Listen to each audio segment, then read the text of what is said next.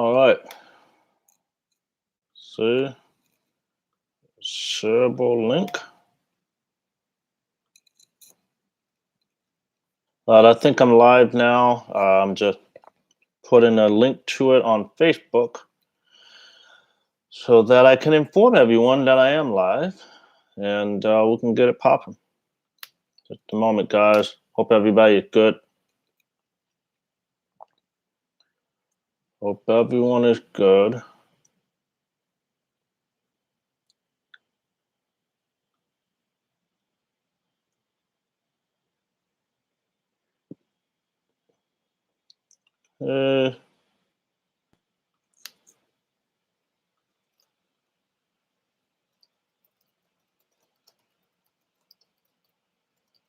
Hope everybody's good. I'm excited. We're going to cover some cool stuff today.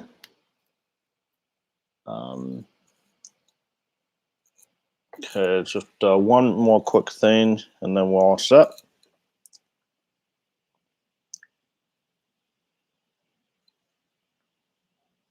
There we go.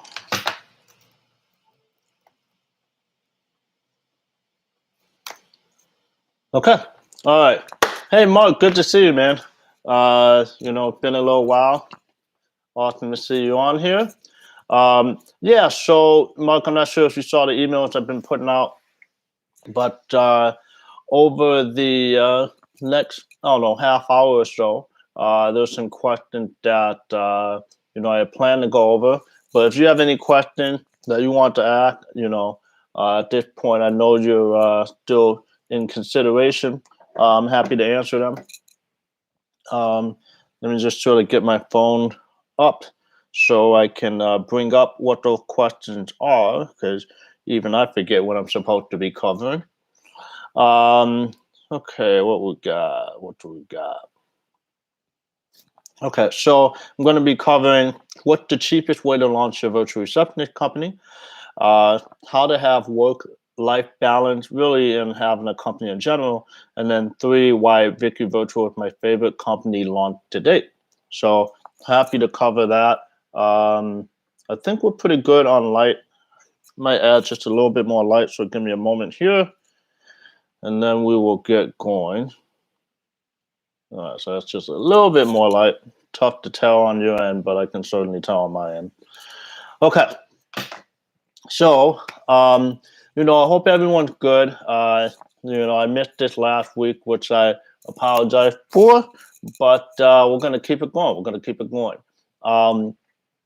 The time has finally come that I'm going to start running ads on this. So for those of you that have been worried about competition, competition is coming. So you might as well get started on your business now so you can get a heads up and a leg up. So there was also a different question, a few other questions that came in via email, from the first announcement of this call that was coming up. But I'll get to that later. I'm actually going to go on a sort of a different order. The first question I'm going to answer is how to have a work-life balance. So I think that's a great question. Honestly, I can't remember the last time I answered it, but I'll answer it as such. Donald, how can you have a good work-life balance when you're running a startup or company?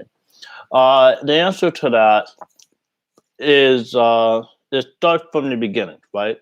There's different variables that go into that. The first is, the business you're running itself, right? When you go about starting a certain company, there's certain companies out there that, frankly, aren't going to give you a whole lot of the sort of work-life balance that you're looking for unless you make some serious changes to it. For instance, if you run like a convenience store that's barely profitable, barely enough to sort of pay for your personal family expenses, and so you have to be there instead of paying like other staff members, that can be difficult. And so, how much work-life balance can you really have when you have to be there? You have to be there in order for the business to function. If that is the type of business that you're in, if you're in a business where you literally cannot, uh, not be there, then essentially it's not really a business that you own. You own a job. You employ yourself, maybe you employ some other people, and I'm sure there's like a business transaction happening left and right. But if you can't have freedom from your business and still make the money you need to, at least get the bill paid and have some level of financial security, then you don't have a business. You just have a job. Now, even in the convenience store segment, say, you're making 50,000 when you work for yourself. I'm sorry, if you're working behind the counter, but you can handle a clerk or two to take that over, and now you're making 30,000. Well, then the goal would be to have 2 or 3 locations, whereas you have clerks lording over that, so that you don't have to be there. So it can't be done maybe with 1 location, but maybe with 3 convenience stores with similar numbers, you can make it happen. So anyway, in the first step in terms of giving yourself work-life balance is to have a company where that's even possible. Okay. The second thing is to really take a look at everything that you're doing, and get a sense of how much time it's taking you and how much impact that particular task or action or thing that you're doing over the course of running your business on a day-to-day, week-to-week basis. Every single one of the things you do, take a sort of inventory or get like very specific on the type of impact that that action has. If everything you're working on isn't at least medium to high impact, then you need to consider having someone else do it, or maybe not doing it for the time being, right?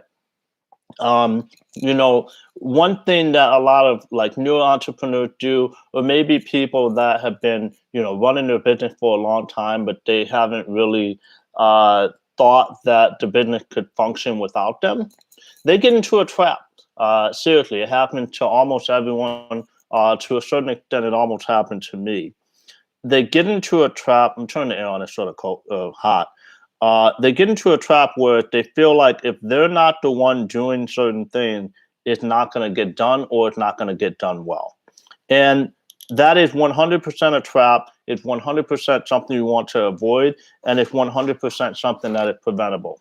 So when you have a business that has the capability of giving you some type of balance, you need to take inventory of all the stuff you're doing that takes away from that balance currently, and make sure all of the tasks and things that you're working on are, high impact or at least medium impact. Make sure that the value that you're giving to the business from that particular task, that particular function that you're performing is necessary, right? What we find is that there's usually a lot more busy work than we realize. And then there's also a lot of time where, we have some downtime, but it sort of feels like we're doing work.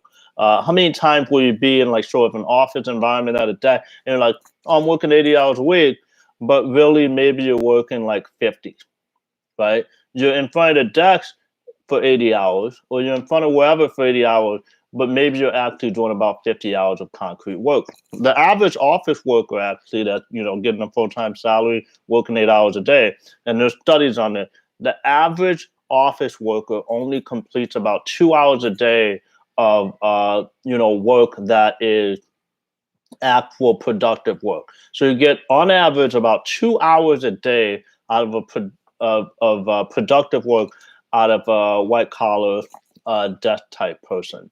So if that's the case and our country is still functioning, right, maybe you can cut down the time that you're spending in front of the computer or whatever, and still be able to produce, maybe the same amount of business that you have currently. And so if that's the case, if you have some level of profit, right? Let's say you're making just enough, and oftentimes people that are extreme busybodies, they're usually making just enough or maybe a little bit beyond that. You want to look into how you can find, low cost way to handle the most tedious or menial tasks that are really sucking the life out of yourself and to an extent, because of that, sucking life out of your business, right? So take inventory of those things and do those things. And then the third is you need to commit. When it comes to any type of change or progress in business and in life that is difficult and scary, you have to commit. There's going to be some things that you don't know exactly what the outcome's going to be until you go about it.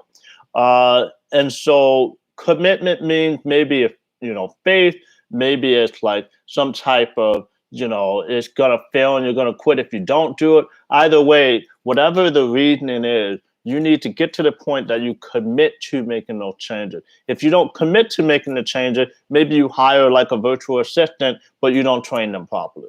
And so you ended up hiring someone, paying them money, but they haven't been trained up or ramped up to the sense that they can actually do things that are actually helpful to the business and take time away from your workload, right? So it's not as easy as just hiring someone. You need to hire someone and then get them to the point that they can replace, that task that you wanted to offload and delegate onto them, right? That takes real commitment, not just taking that first step of hiring them. And then commitment, just in general to saying, hey, I'm working 70 hours a week right now. I'm going to commit to, getting down to 50 or getting down to 40. What some people will do is they will delegate tasks and then they'll find some new stuff to work on. And so maybe that helps with the business even more because now more stuff is getting done. But the work-life balance, that balance hasn't been created. They, give themselves a bit more time to themselves at first, and then they fill it with new stuff. You don't want to do that, right? Commit to putting yourself in a situation that even though there's always stuff to do, right, you're okay, and the business is going to be okay if every single thing isn't handled right now. With Vicki Virtual, we sort of had this problem for a little bit. There were all these things that seemed to needed to be handled. We actually thought that the very first time we missed our first phone call that the company would fold and collapse because there'd be all kinds of bad reviews and that would be the end of it. Well, it took us like 3 or 4 months until we actually missed our first call. And, the funny thing is the very first call we missed, we did hear about it and the customer was sort of pissed about it. And I think not long after we did lose that customer. But after working with thousands of customers after that, we realized that not only are missed phone calls a part of business, it happens in our case, Vicki Virtual case, about 5% of the time. It might be lower now, but it hovered between 5 to 10%.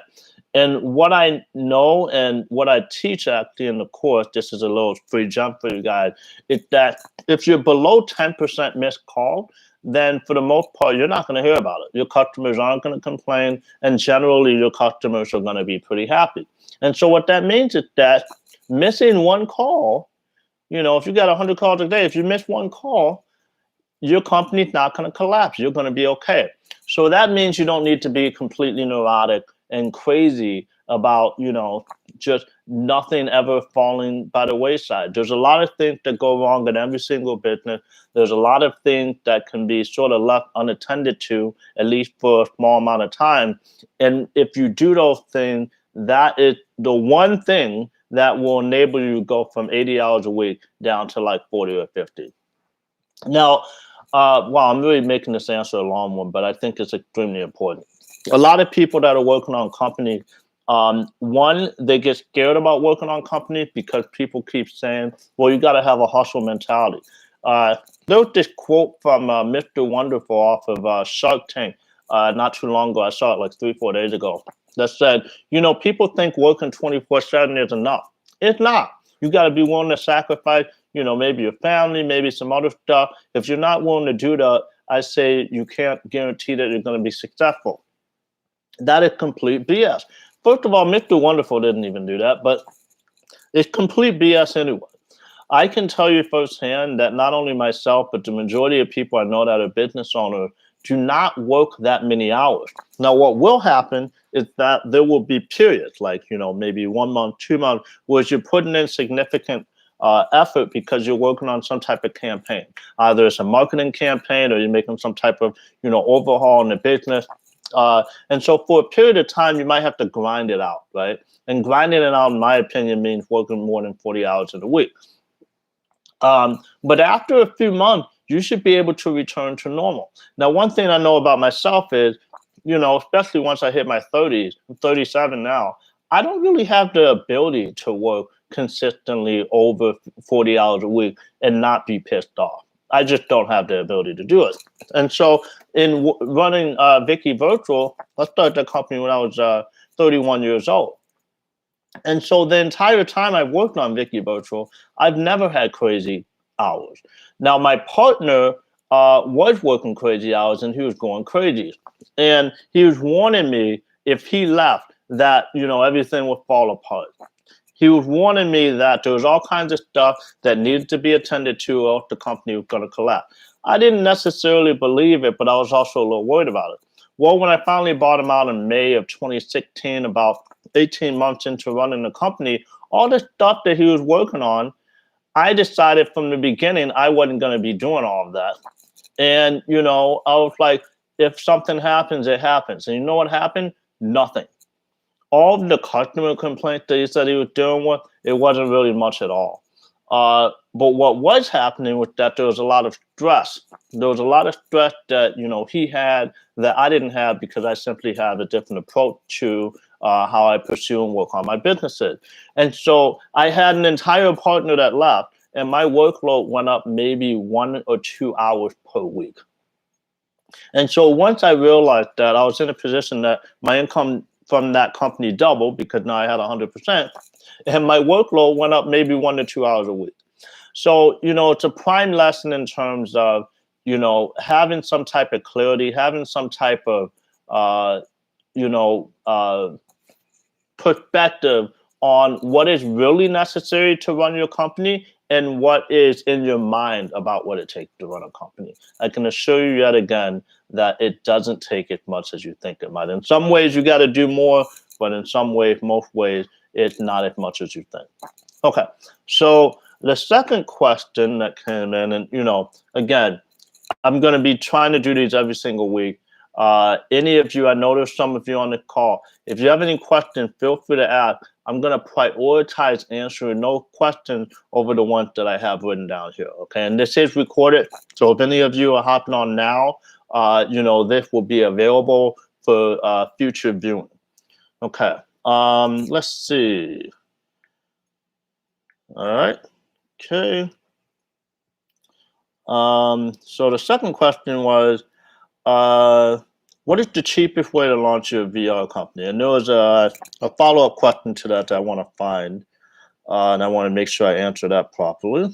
Excuse me. Just a second while I find this. I think it's really important because the guy that asked this said he was going to be on the call. So I want to make sure I answer it properly. I'll start by sort of answering. What is the cheapest way to start? The cheapest way to start this company is by doing something called white labeling. And so what white labeling is, here we go.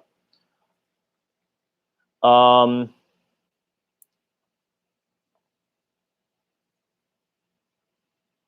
okay. This is a different question entirely. So I'm going to answer this after I answer the other ones. Okay.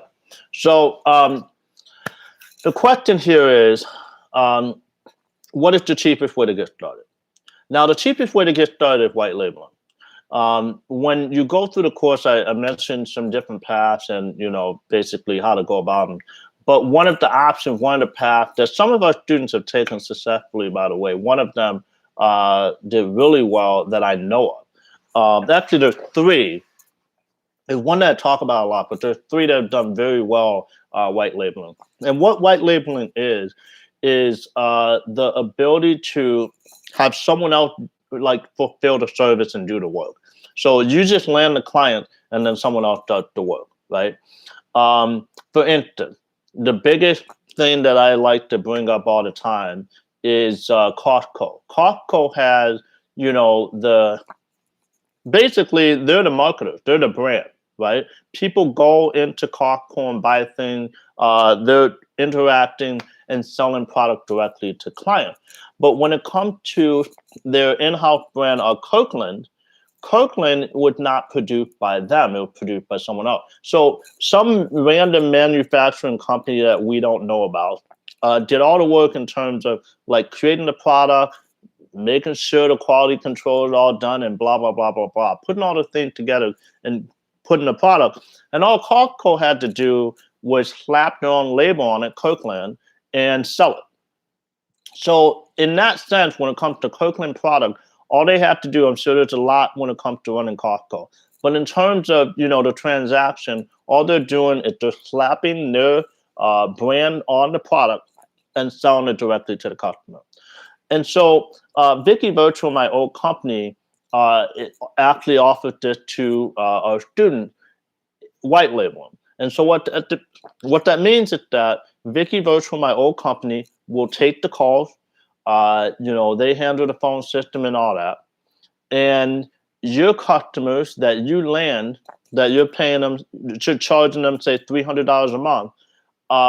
You're charging them a certain amount of money. That money going directly into your bank account. And rather than your own staff that you hired and you're paying for monthly taking the call, you're paying Vicki Virtual to handle the call. Your clients won't know that it's Vicki Virtual handling the calls. It will be your receptionistcompany.com as far as they know. But it won't be people that you spent money on. And so, some of the people that are worried about the budget that's required to get started, let's say you're hiring 2 people up front as full-time employees, obviously you have to make payroll. And, if you haven't landed enough clients, you still have to make payroll because these are real live beings that are working for you. And in the call center space, you have to have coverage anyway. So you can't just have people that are like on call because you never know when a call gonna come in and they have to be there.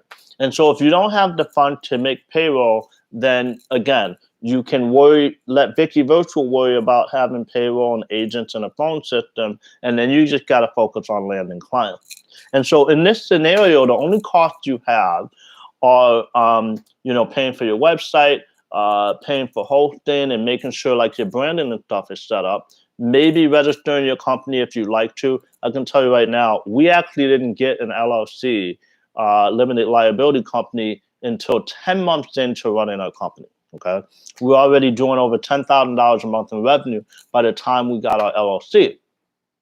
So in that case, instead of spending maybe a few $1,000s until you cover payroll, you're in a situation where you're only spending maybe $100 a month, $50 to $100 a month in ongoing costs, and then whatever your marketing costs are, which can be free, in order to land clients and bring in some revenue. And what one person had done successfully, they got to about, I think, 35, 40 clients, and then they started transitioning from the white label of Vicki Virtual into their own agent that they were hiring. But by the time they hired those people, they already had enough revenue to justify it. So, it wasn't an upfront expense for them anymore. It was simply something that the company itself, their receptionist company, they built it up so that that company had the resources to sustain those new hires and making it a smooth transition. There's a little bit of a transition in that, your clients are used to, having Bob and Amy or whoever at Vicki Virtual taking the call, and now the people you hired. But as long as they're doing a good job, your clients aren't going to care at all. Okay. So, that's the way to do it. And that's the smartest way to do it. That's the cheapest way to do it. Hey, Bill, good to see you in here, man. And again, it's a service that's offered through Vicki Virtual right now. I worked it out with the new owner about a few months after I launched the course back in 2020. And the coolest thing about that is rather than paying the retail prices that Vicki Virtual charges, you actually get a discount on the retail. I don't know what it is. I think it's like 15% off or 20% off. Do not quote me on it, even though this is recorded. Don't quote me. But basically, say it would normally be $100 a month that you're paying Vicki Virtual. Let's say it's $85. And then the cool thing is you can charge $120. Right? You know what I mean? Whatever you can get your client to pay you, Vicki Virtual doesn't care how much you charge your own client. So if you charge, your clients $120 for like a $100 plan for Vicki, and you take in $120, and Vicki Virtual only charges you say $85. Well, that difference is $35. You keep that. Okay, so every single month you got somebody paying you, $125, and then you pay $85 to Vicki Virtual, and again, they're taking all the calls and handling all that stuff, and you just focus on landing more clients. Okay. Mark asked, what's the split typically? So yeah, that's essentially what I just answered, which is, it's usually, I think, 15 to 20% off. Now, what I can say is that Vicki Virtual is one of the least, more inexpensive companies. I would say it's in terms of the virtual receptionist space, it's trending either average or slightly below average in terms of pricing. So especially once you knock off the pricing for white labeling, it puts you in a position that if you price, somewhat premium, and I can tell you right now, a lot of our students are landing clients and, thriving while being more expensive than Vicki Virtual. So if you put yourself in that position, then you can land yourself a lot of clients and get yourself a lot of profit without ever taking a call yourself, for the clients. I think that's a pretty cool thing. So that's that. That's the cheapest way to get going. Again, you can get started outside the cost of the course. If you take the course, which you don't have to, but if you take the course, you can be launched for a few $100s and then just have ongoing cost of literally $100 a month. So pretty cool. Okay, so the question that was asked, one of the questions that was asked from my earlier email that I sent announcing this call was, I did a cost analysis and found that I need 9 customers to break even if I have an average order value of $400 and I'm paying my staff $20 an hour, minimum wage where I live. The guy lives in Australia. And so looking at competitors, I noticed many of prices lower than this, but lowering the price would move gross margin of 40%. So this guy was worried about the risk of having to pay full-time staff without having clients to cover the cost. How long might it take to get that many clients? Okay, so rather than focusing on the number of clients, and if you're on the call, I hope you're listening so I can answer this one. Rather than focusing on the number of clients, which is 9, let's focus on the more important number, which is $400 per month times 9 clients, which is $3,600 a month.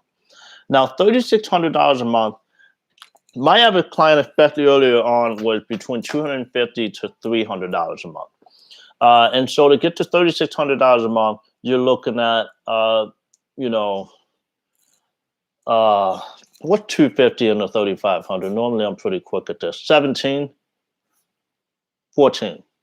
clients. So 14 clients at $250 a month gets you to $3,500 a month.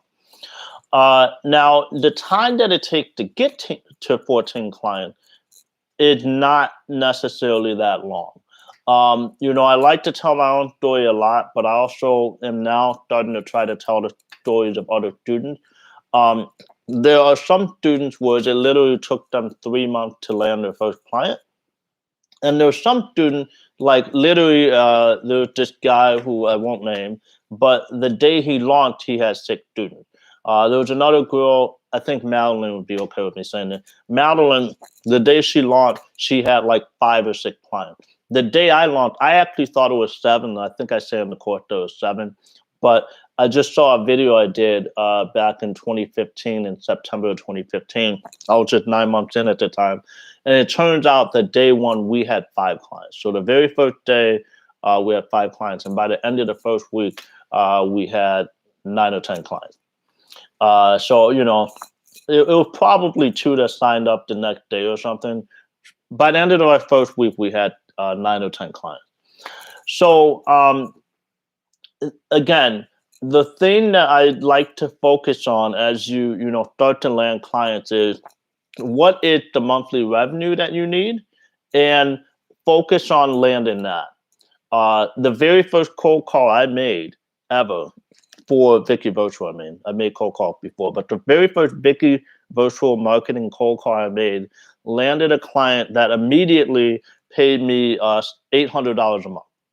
And every single month, that client account grew, right? And so, if I landed just 4.5 clients like that, I'm at $3,600. One of our other students, his very first client was $1,500 a month. There's a lot of students where their first client is $100 a month. So we focus more on getting to the $3,600 a month. Now, again, if you're worried at all about your budget in terms of getting things together before you hit the $3,600 a month, then I would focus on white label. Either that, or I would potentially focus on maybe not, at least at first, having people that are in your home country where you're paying $20 an hour. I actually started a staffing agency with one of the students. His name is Harris. He's from Bosnia, living in Serbia or Bosnia right now.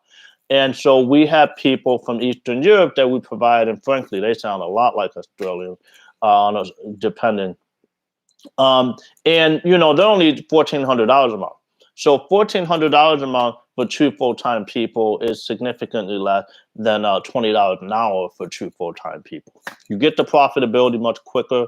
Talking to Andy, who it took him some time to land his first client, but now he's at the point, and he's only 9 months in, and he's okay with me saying this. He's only 9 months in, and he quit his job at Deloitte to start this company, and he's already making more in profit from this company than he was making at Deloitte.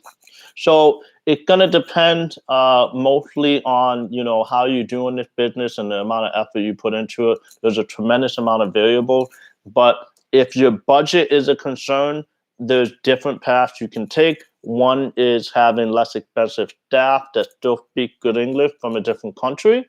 I unfortunately do not necessarily recommend, no, I'm not going to say that. You can hire people from anywhere, just be very good in terms of, who you're hiring. If you want to have people in your home country, which is what I did, just make sure you have the budget for it. I hired 2 full-time staff from the US day one, and we never took calls ourselves. And the most we were ever in the hole ever was about $3,500. Okay. So, if you can stomach maybe $5,000 and you're not necessarily landing clients all that quickly, then, you can go for it. If you have the budget, but you don't want to dip in too much, there really isn't any reason not to white label. Vicki Virtual signs a non-compete where they're never going to try to take your client. They're way too big to care about taking any of your clients anyway. And it's going to be a situation where you can rest easy while you just focus on landing clients. And then once you have some revenue, again, you can circle back. Okay. Mark just asked a good question. Did you get pushed back due to the accent? Okay. So, at this point, on the staffing side, we have dozens of agents working for pretty much all new virtual receptionist companies that have come out of the call center cast tribe, which is a very cool thing, right? And so obviously, in that situation, having students that are my clients now, we get all kinds of feedback all the time in terms of how the agents are doing and how the clients are responding. And we're in a situation where, I sort of mentor them a little bit about business situations that they come up, while also making sure that the staff that is working for them, that we source for them, is doing a good job. And so in that scenario, what's happening is whenever we get, I hear, if anyone's worried about the accent thing, I'm going to hear about it, right? It comes up from almost everyone that asks. And the answer is, and I'm not trying to put the staffing company, seriously, you can hire from wherever you want. I really don't care. Okay, this is only an option. What I can say is that, yes, you do want to focus on people that you can understand clearly. But in terms of the accent, at least in the US, and not everyone even listening to this is in the US, you want to make sure that the people that you can understand clearly in terms of English. But outside of that, if you really think about it, living in the US is already a melting pot, right? There's accents everywhere. I talk a certain way. Like you listening to me, you know I'm American, although not everybody knows that. I get asked all the time, even in person, yo, where are you from originally? I'm from Chicago. Yeah, but like, where are you really from? I get asked that almost every single day that I'm out and about. And yet I'm born in Chicago, right? Now, when I'm on the phone, taking calls or doing whatever, I had a sales career and I'm talking to you guys now, it's my new career, right? There aren't people constantly not able to handle me talking to them, right? If you're in New York, if you're in the South, the Southern drawl is crazy sometimes. In Texas, there's already accents. And so the premise of an accent, whereas it might scare people as, new business owners in terms of bringing in clients, I want to make sure I put the best foot forward. Understand that the callers are already used to dealing with accents, even if you're hiring all Americans, right? And so when that happens, and you're bringing in your own agents that are going to have slight accents, you're going to be okay. Okay. Your caller's already used to hearing accents. There's going to be accents, even if there are people that live in the US. There's so many people that have immigrated here that have lived in the US for 15 years or more that still have their accent and thrive in phone call type conversation. And so, no, the answer is that you're not going to get significant pushback on the accent unless the accent is so strong that, you'll get pushback anyway. Okay. So my thing is, don't worry about whether there's an accent. Worry about whether they can be understood when you're talking to them. So that's it. Okay, so there was one other question that came in, and Sir, who said they were listening from Australia, I hope that answered your question. I'll reiterate the quickest way to say it is that you want to focus on hitting the monthly revenue as opposed to number of clients. I can't give you any predictions in terms of what your average client size will be. Mine was 250 to 300, but the fact is some of our students are significantly beyond that. Maurice, who was just interviewed, he's up to 30-something clients now, and his average is well above $500 a month. And, I never hit that, and he's hitting it. So it depends on how you run your business. Okay. Bill, how were you able, Bill on the call here on live, just how were you able to hire people from Jamaica and Costa Rica? Was the process difficult? So I actually never hired anyone from Jamaica or Costa Rica for Vicki Virtual. However, I have hired people from Jamaica for a different company. And I have talked with and worked with a bunch of Costa Ricans when I lived in Costa Rica for a few months. But I have a lot of experience with Costa Rican. Now, in terms of Jamaica, and I'm a black man, so I'm going to say this. And what I want to say is that in the Caribbean, the culture is a lot more chillaxed and laid back. And unfortunately, it makes the labor pool sort of difficult sometimes because, whereas like, especially in the large cities in America, it's like you got to show up at a specific time, right on time, or else it's a problem. Hey, Shayla, good to see you on here. Thank you for saying hello. But the Caribbean culture in general is a bit more relaxed. And so what will happen is you got to set expectations a lot more in terms of you got to be here at a certain time or, because, we got to make sure you're here for calls coming in.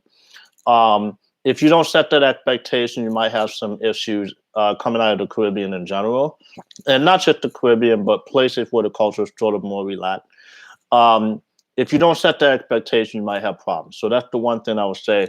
Jamaica is, in the same time zone as parts of the U.S. And so you're not having any issues there. People understand Jamaican, so you don't have any issues there. So just make sure you set that expectation in terms of being able to work on time. The cost in general is usually less than the U.S. wages person. So there's benefit there. You want to make sure that the infrastructure for that particular person is solid, and you want to make sure you set very serious, very concrete expectation in terms of showing up on time and being ready to work. Now, as far as yeah, Mark, you can do that. He asked, when we sign up for the course, we can source out of country call agents by the service. Yeah, you absolutely can do that. Again, right now we have dozens of full-time agents working for different companies. And, frankly, the guy that I talked about earlier that was able to quit his job and now he's making more than his old job, all of his agents were sourced through our company. Okay, so Costa Rica, I want to circle back really quickly. The nice thing about Costa Rica is that, again, the wages are pretty low, and then you've got the bilingual. And frankly, when there is an accent, there's so many people in the U.S. that are used to a Latin or Hispanic accent, right? That it's really not a big deal when they have one. And so, they speak English very well with a small amount of accent, and you get the bilingual. There's certain companies that might appreciate that. Vicki Virtual never went bilingual. I feel like we should have at some point, but I never put priority on it. But we were able to grow to a large size without it. And a lot of our large competitors, including like Ruby, I'm not even sure. I think they might do bilingual now, but it's not something that anyone ever really emphasizes because it's not a big deal in this industry. And so, but again, it is nice to have people that are bilingual, and it's nice. Okay, so Bill asked, great question, by the way, man. I'm in HVAC school at the moment. Would it be wise for me to niche if I start a virtual receptionist company? That's a great question. And it comes up every now and then. Yes, it's great to niche. When I started Vicki Virtual, we started off in the niche that we were in. I owned a cleaning company at the time. My co-founder also owned a cleaning company. And so we started the company serving cleaning companies. We were like, oh, we are a service for cleaning companies by cleaning company owners. And therefore, like our end goal was that we, have a unique level of expertise about the unique needs of running a cleaning business. And so we train our agents in a way that our competitors cannot match, and we can handle these calls and those little nuances so much better. And that's the way we landed our clients. And that's why we were able to land so many so quickly. And then as we grew, we started getting a lot of inbound clients. And just about all of those inbound clients that weren't, from like Facebook and our network were, companies in other industries. And so that's how our company diversified. We didn't go after diversifying our client roster in terms of industry. By the time I sold the company, we were in 40 different industries, and cleaning companies specifically represented like 10 to 15%. But when we started, it was all 95%. And it was extremely helpful for us during that crucial period of getting started and getting our revenue to the point that we could at least break even and begin to be profitable. Okay, so I hope that answers your question. I would absolutely niche if you can. Something that, if you understand HVAC, if you understand the industry, then, your branding will be better, your messaging will be better, the way you put your website together will be better. And when you're talking to your prospects that are maybe in the HVAC space, you'll be better at talking to them, right? You'll be able to, explain your solution in a way that is more custom tailored to what their needs are. And they'll trust that you might be able to handle it because you're going to be able to say certain stuff that says, yes, I understand HVAC. And, now you're talking each other's language. So it is a leg up. It is an advantage. I would absolutely niche. Okay, if I start another call center, would I hire in or out of the States? I'll be honest with you. If I started a call center right now, I would absolutely hire out of the States. I think at some point I would go to sort of a hybrid, which I do recommend in the course actually. I would probably do some type of a hybrid, but early on, especially if I didn't have a lot of money, I would absolutely hire outside of the States. Now, on the other hand, though, over the time I had the company, I really loved the fact that I was employing and giving American jobs, right? I was giving this was before the pandemic, right? I was giving people the ability to work from home, have a pretty relaxed job, very unlike most call centers and other call center like industries. Usually working at a call center is very like soul crushing work. In our company and really in the virtual receptionist space, if the owner's not a butthead, um, it can be a very relaxed and awesome job. You're not making six figures as an agent, but it's a relaxing job. They're able to work from home. They don't have to commute. We were relaxed enough that, as long as somebody's answering the calls and doing a good job, they could watch Netflix and Hulu during the day. And so it was very nice to be able to provide opportunity and job, real, valuable, job, tangible job to people that definitely need it, especially in like lower cost of living areas where the job market wasn't all that good and, whatever. So that was nice, right? But, when it comes to your budget, trying to get things going and making sure you have a company in the first place, it's definitely advantageous to hire out of places with lower cost of living and therefore lower wages, where those wages are actually a good wage for them, right? It's not just about paying people less money. You want to put them in a position that they feel like, they're financially secure and they're doing pretty good based off of what you're paying them. Now, obviously, in certain countries, that's going to be less than what you're paying in the U.S., but you're still in a situation where you can be proud and go to sleep at night, even though they're not U.S. based people. You're paying people good wages. They have a pretty relaxed job. And at the end of the day, it's cheaper in payroll for you, which allows you to get to profitability quicker and put yourself in a position that maybe at some point you can hire U.S. based people and still have all your personal needs met. Okay. Okay, so there was one other question, Mark. I hope that answers your question. There was one other question that came in. Okay, Bill got another question. I'm gonna sort of try to fit in this other question really quickly. So the other question I need to answer at some point is why Vicki Virtual is my favorite company launched to date. I'll get to that in a second. Okay, I need some water.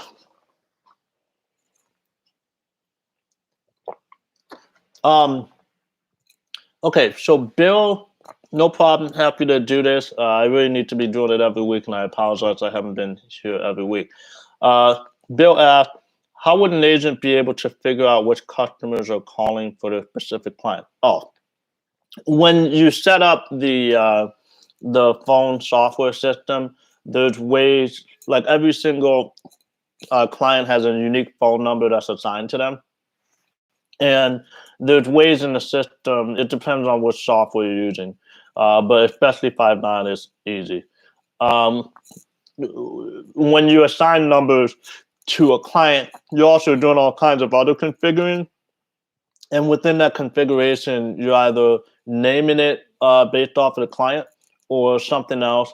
But it's always going to be a situation, unless it's a very rudimentary system, where when the call comes in, the pop-up that's coming up on the agent computer, it's going to show, call coming in for, Bob Plumbing or Bob Carpet or whatever the company is. So when the agent answers, they'll know exactly who they're taking the call for, and therefore able to, give off the proper greeting, depending on that company's needs. So that's a very simple thing. When you deal with a contact center software, they can do some pretty robust stuff. They're very expensive, way more expensive than using Vonage or something. But they make up for it by having a crazy amount of features and customization. Okay, why is Vicki Virtual? I hope that answers your question, Bill. Why is Vicki Virtual my favorite company I've ever started? Now, let me preface this really quickly. Over the years, I have at least worked on at least 25 different companies. And that's just in the last, since 2012, so 9 years. Now, I keep saying 8, but time goes by fast. So over the past 9 years, I've worked on at least 25 different companies. I have incorporated 12 going on 13 companies. Used to be 11, but time keeps happening. I've incorporated 12 going on 13 different companies. And to this day, Vicki Virtual, in terms of overall, has been my favorite company. And the reason it's been my favorite company Honestly, I could go on about that for an entire hour, but I'm not going to. I'll give maybe three reasons. One is that every single client is recurring and they're paying you the way we did it. They pay with the credit card or debit card. And so what that means is that I don't have to, even though you're going after landing clients every month, I don't have to like sort of like, re-chase the same amount of revenue that I generated last month in the new month, right? If I have like some type of one-time purchase situation, like, for instance, the course, right? If I sell 20 courses this month, I start October with zero. There's no baked in thing that says, I'm going to sell 20 just because I sold 20 last month, right? Um, when it comes to the virtual receptionist company, if you've got 20 clients, as long as you don't piss anybody off, um, you should be able to walk into October with that same amount of revenue. And that's a beautiful thing, right? So what's happening is you're able to predict things a lot better. You're able to budget things a lot better. You can forecast 10 times easier, and you have a lot more stability. And frankly, when you're a small time entrepreneur that's not like, millions and millions of dollars, it's extremely important and beneficial and like less stressful to be in a situation where you walk into a foundation of revenue every single month. It's great for cash flow. It's great for if you want to pay yourself a salary. Great for all kinds of stuff. So recurring revenue is absolutely where it's at. Number two, it does a service company. There's a lot of different types of companies out there, but there's only two really that come into play. And one is service-based company and one is product-based company. Even if you're white labeling, if you white label Vicki Virtual is providing a service to you, and you are selling clients essentially a product, which is answering services. So you're in the product side until you start taking the calls yourself, then you're on the service side. But I love that this is a service-based company. And the reason I love that is that service-based companies don't have to be all that innovative, right? Think about it this way. If Nike as a company were to never put out a new product, right? They could keep the inventory and maybe create more inventory of the current product line. If they never create a new product, they would probably go bankrupt and be out of business in 2 years. Maybe 3, depending on how much cash they have on hand. And the reason for that is that where people do appreciate making product, they're constantly looking for that next thing. It's fashion. Like they need that next thing. What's in season? What's coming in the season? There's always change, always innovation. You always have to figure out what's next and maybe predict the future when it comes to that. When it comes to service, think about a restaurant. Think about your favorite restaurant in your town, right? What is the one thing people like about your favorite pizza joint, your favorite taco joint? That is that you can expect the same quality, service, food, everything. All the ingredients, the box is the same. And it's been that way since 1924 when my great-grandfather opened it up. It's been the exact same product, the exact same thing for however amount of time, right? And you appreciate that, you love that. If a pizza company changes the box, there's like an uproar, like, Jesus, why are you changing the box? Are you guys getting all corporate on us? What's happening? I don't know if I want to come here anymore. And so it's the same thing when it comes to receptionist thing.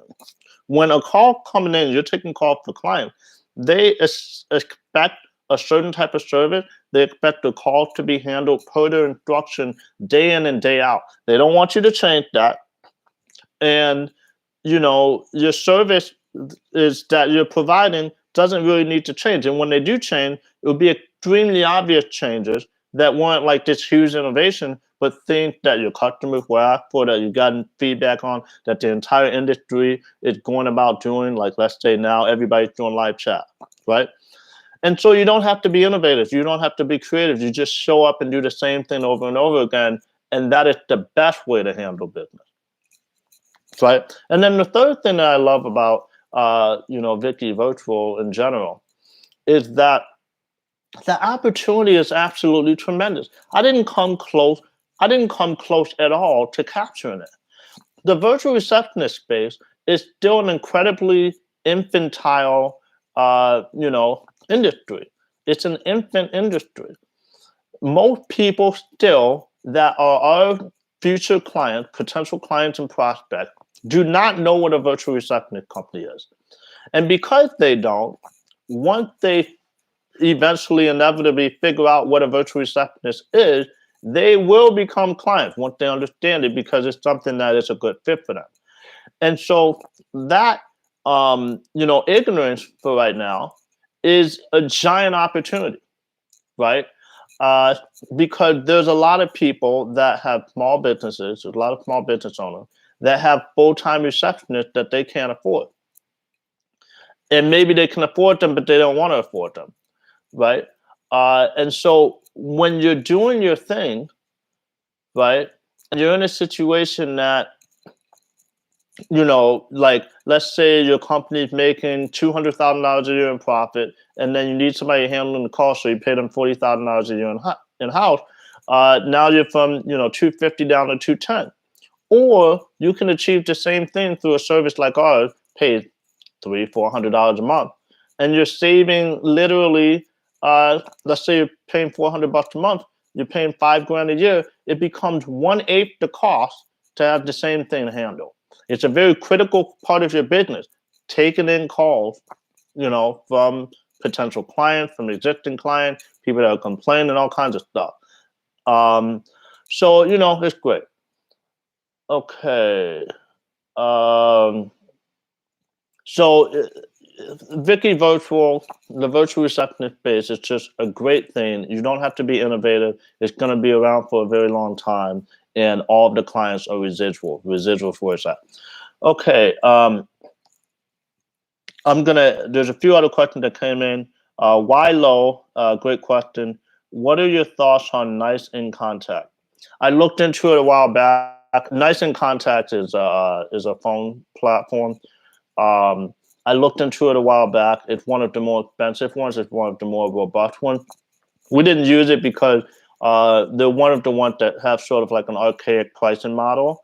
But because it's been around so long, and because they're one of like the OGs in this generation of phone system software, it's probably really reliable. But I can't say too much outside of that. What I can say is that, if you put the money down to use it, then it's definitely going to do the job.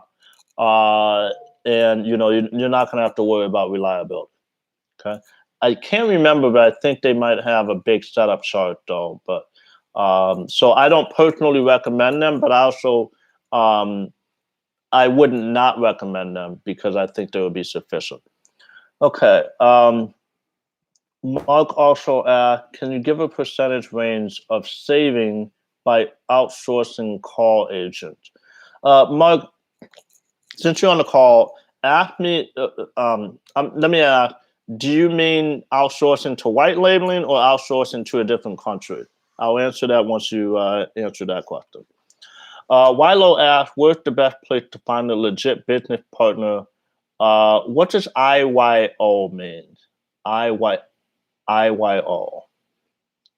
On your own? Do you mean OYO? In your, yeah, I don't know. I don't know what IYO means. So let me know what that acronym means. In your opinion. Okay. I should have known that. No one's ever given me the IYO before, and I feel like I should have. My wife just texted me, in your opinion. So she knew, but I didn't know. In my opinion, what is the best place to find a business partner? That's a good question, and that's actually never been asked before.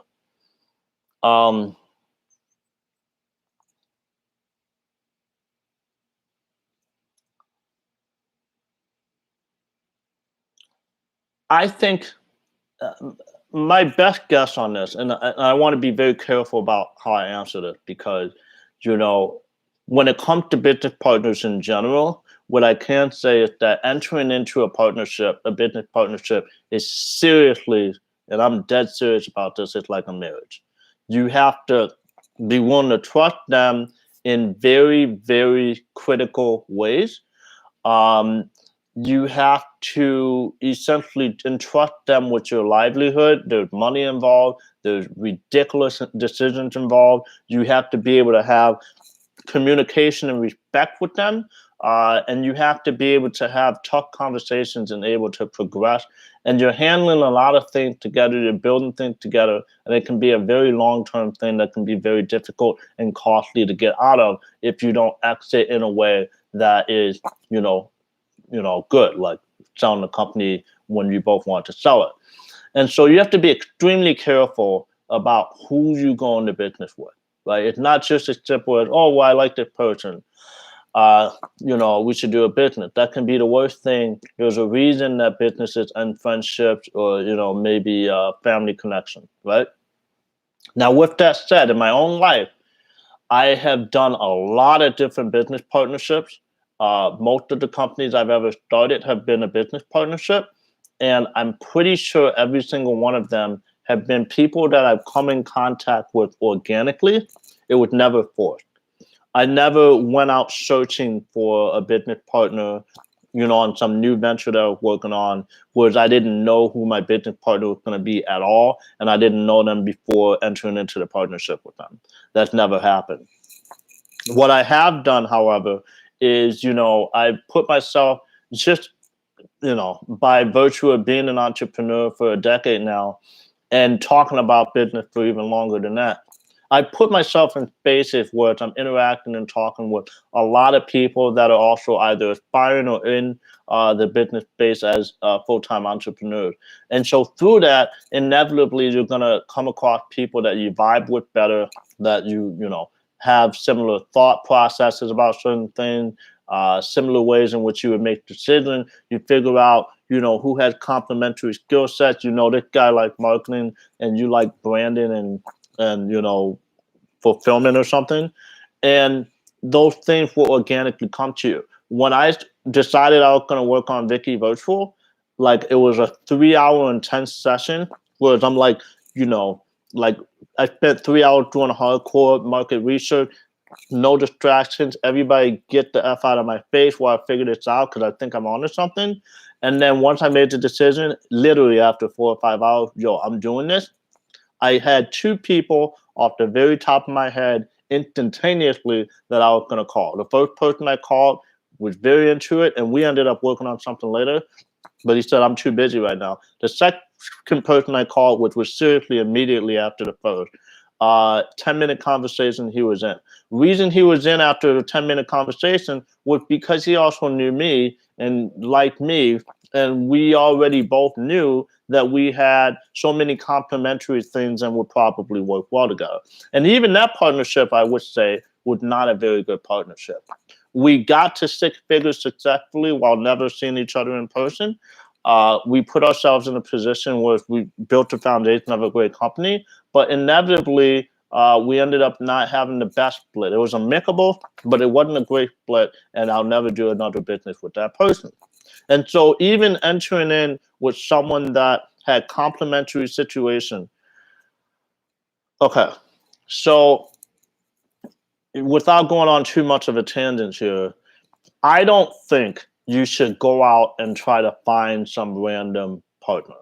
I do think that you can try to start networking with people that are like-minded in the entrepreneur space. I tend to prefer people that are working on a business right now or have worked on a business because they've gone through the trials and tribulations and decided that they still want to be in business, right? There's a lot of people that think they want to do it, then they start going through trials and tribulation and decide it's not for them and decide they want a job, which is completely fine, but you don't want them to be their business partner. So go after it organically or go at it alone. That's my opinion on that. Okay. Okay. Mark asked, can you give a percentage range by outsourcing call agents? I asked, does he mean white labeling or out of state? And so it's really just as simple as, the difference in pay ranges. So I'll give a scenario. At about, say, $25,000 a month, $25,000 a month in revenue is the point where just about everyone is in a situation where they should have their personal need taken care of by this business. If you're somebody that has a $250,000 a year job and your expenses match that, well, it's going to take a while. But for most people, around $100,000 a year, you're going to be okay, or at least happy as heck that you started the company. And so $250,000 a month will put you in position where with US agents, you're making $100,000 a year profit unless you're doing some crazy aggressive marketing or some other stuff. So at $25,000, a simple breakdown that might happen with US-based agents is this. You've got, let's say, 6 to 7 agents. You've got about 100 clients, okay? You've got 7 agents, 7, at the 15-to-1 client rate, so you've got about 7 agents. Those 7 agents all in are about $2,500 a month each. So that times 7 is $17,500. And then you got some other costs that will put, you're not going to be a 7 full-time agent. So let's say 6 agents, you're at about $15,000, and then your other costs, depending on your marketing, should be about $2,500 to $3,000 a month. So you're at about $18,000 a month in cost at $25,000 a month in revenue, which is $7,000 a month in profit. Now, when I hit $25,000, I was at $10,000 a month in profit with US-based agent, but that's a different story. I'm not really doing anything crazy or different, but $2,500 a month all in per agent is probably higher than it needs to be. If you're paying $10 an hour, then your growth pay is only about $1,600. So whatever. So at the highest end, you should be at $18,000 a month in cost on $25,000 a month in revenue. That's the absolute highest. If you're above that, then you need to be poised for growth or something. Now, if they're out of state people, and I seriously just talked to one of our students that is at, there was one that was a little lower, but seriously, like 2 days ago, I talked to a student that just hit $25,000 a month, and he's using our out-of-state agent, and his current profit right now is about $16,000 a month. So instead of $18,000 in cost, he's at about $9,000 in cost, pretty much only because of differences in payroll. So it's a pretty significant difference, and it's something that you're not going to notice in your first $2,000 in monthly revenue, but you will notice by the time you get to $8,000 to $10,000 a month in revenue. Like that's when it'll start to be like, okay, I can start putting money towards myself, even if I'm not taking any calls. Like you'll really start to notice the difference there. And so the saving depends on the stage you're at in the business, but essentially the simple way to put it is that you'll probably be at 50% to 70% of the cost that they would be at a minimum in the U.S. And then also keep in mind the U.S. Minimum wage is going up, and it is not going up in a lot of other countries. So it's going to be even more exacerbated in the next several years. Okay. Okay, Bill asked, would you consider it beneficial, and I apologize, I do have to cut this short in about 5 minutes. Would you consider it beneficial to work for a virtual receptionist company first, then doing everything on your own? Or does the course navigate you in a way that it wouldn't be needed? So, Bill, I'll tell you this right now. You absolutely do not need to work at a virtual receptionist company. You learn more than you need to know with the course, period, point blank, period. Even I made this work without having ever worked. I did work at a call center once, but I had never managed anyone or come close to learning what it was like to run a call center. But obviously, I went through a lot of trials and tribulations, and frankly, especially as I got a little larger, there were some very costly mistakes I made because I didn't have prior experience. The course, in my life, I've only really taken, like when it comes to paid courses, I've only taken 2. And one of them was a course on how to create a course. And another was on starting a painting company. Now, the painting company course I took worked out very well. And then the one that I took on creating a course, it led to this. And so the point is that also, since I'm the only course that I know of on this topic, I didn't have anyone guiding me on how to write a course for call centers. And so what I did was, rather than, having any tips and tactics, I just said, okay, let's keep it simple. If I were teaching me, back in 2014, how to start a virtual receptionist company. And I were able to go back to the past and help Donald in 2015 out and just lay it all out. What would I put in it? Like what would the course be? So what I did, rather than taking any shortcuts or being like, oh, this is the only necessary information they really need, I did an A to Z on this. Like I went hard. I dug deep into my soul, and it sounds ridiculous, but I had never created anything close to this in terms of training. And I knew, because I'm not a course guy that made a living doing courses, my fear was that I would create something that wasn't good enough and people would hate it and I get all kinds of returns and then ruin my good name or whatever, right? And so I wanted to make sure I created something that was worth its value and then some. I wanted to create something that, people would be able to go through it, actually implement on it, and, create something. And I also wanted something that would stand the scrutiny of people that have experience already in the call center industry, because some of our students are like that. I think I've achieved that. There's literally only one person ever that's asked for a refund, and he still ended up starting a call center business. And so that's, after having well over 100 students. So the point is that you go through the course, you get everything you need. And then if for some reason you feel like there's something that isn't in there, then you're in the community, we're answering questions. I'm about to hop on a call with the paid students, a tribe community in 10 minutes. We do that weekly. And I never missed that. Even when I missed these, I never missed that. And we're helping each other out and providing value.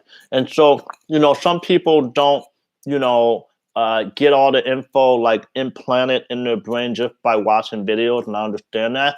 But they certainly get it when they're able to talk with, other people that have businesses. There's over 30 of us now. And there's usually only like 5 or 6 on the call. And so when you're on the call, you get attention, you get all your questions answered, and in a way that I literally don't leave anything out. And then you get other perspectives from people that are doing $5, $10, $15, $20,000 a month in revenue with their newer, fresher virtual receptionist company. So I hope that answers your question there.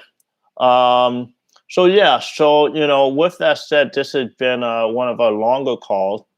To try to completely free market comes with the course. So, I don't charge like mastermind fees or that type of deal. It comes with the course completely free, and we do these calls weekly. I think it's really valuable. I really appreciate you guys being here. Okay, Bill asked one more question, which I think is very good. What was your biggest hurdle or hardship with Vicki Virtual? It's funny because I hate saying this because there's been some students that have gone through some stuff trying to get launched, right? But it wasn't that hard for me to launch the company. My wife will tell you it wasn't hard for me to launch Vicki Virtual. We had day one, we had clients, and then after 3-4 months, the way we did things, we had incoming clients, so we didn't have to spend a penny on. We didn't spend our first dollar on paid marketing until a year and a half in, and that's because I wanted to. I was already profiting. I was profiting 6 figures by the time I put in $1 in the paid ad. And so we didn't really uncover a huge hurdle other than, just logically figuring out the company, which you do with any company. The biggest hurdle was when we made the switch from 5.9 to a system that I won't even name. And it was the most disastrous switch I'd ever. I couldn't believe how bad it was. We went from missing about 5 to 7% of calls, which is what we anticipated and expected. Our clients were happy. To on day one of the switch, missing 80% of calls. They were getting lost in the ether. There was all kinds of glitches. It was just terrible. And over the next few months, I lost a tremendous amount of money. Just a tremendous amount of money. Hundreds and hundreds and hundreds and hundreds and hundreds of thousands of dollars. And a bunch of clients. And but actually, where if we didn't lose a huge percentage of our clients, we lost a huge percentage of our overall revenue, because a lot of our revenue is based off of the call volume that we're taking. And so because we weren't taking as many calls because the calls weren't coming in because the system was screwing up. Our revenue was significantly lower. And about 35% of our total revenue was people going over their allotted plan into overages, which have a higher plan amount. And so we didn't have any overages. So it was just a huge, huge loss. And so what I'll say is don't try to save money by doing a cheap phone system. Go with the expensive phone system because I literally spent 100 times more, and not exaggerating, 100 times more in losing business than I would have been, in terms of just continuing to pay for the phone system I had. So the hurdle was making a switch to a crappy phone system. The thing that we learned was don't use a crappy phone system. And then we learned all kinds of stuff in terms of, managing clients that are frustrated and keeping them, whatever. That was a huge, there was a lot of learning there. But we made it through it. And, 3-4 months later, we were back to where we were before. Is Vicki Virtual currently hiring? I have no idea. They probably are, but I'm not the person to ask because I'm not associated at all. But, they're always sort of hiring. They're always taking applications, right? They're growing. So, if you're interested in looking into it, feel free to just apply. Okay, so I really have to go now. I'll be here next week. If any of you have further questions, seriously, just feel free to write in the comments. And I can answer them over the course of this week or next week. You could also ask in our Facebook group that we have, or you can email me directly, donald@callcentercast.com. There's a lot of different ways in which to get in contact with me. If you try, you're going to find me. So, I appreciate you guys being on here. This was a fantastic chat. And, again, oh, I totally forgot about this. There is a flash sale happening on the course right now until midnight. It's 30% off. I'm not going to push this, but I'm just saying I literally haven't done a flash sale the entire year, and I only did it yesterday and reluctantly did it today. 30% off the course, and it goes till tonight. So want to mention that. And that's it. So I appreciate you guys, and I'll see you next week. And this is recorded. For those of you hopping on now, this was recorded. I'm going to end this, but the recording will be up and available in the next few minutes. So thanks a lot, guys.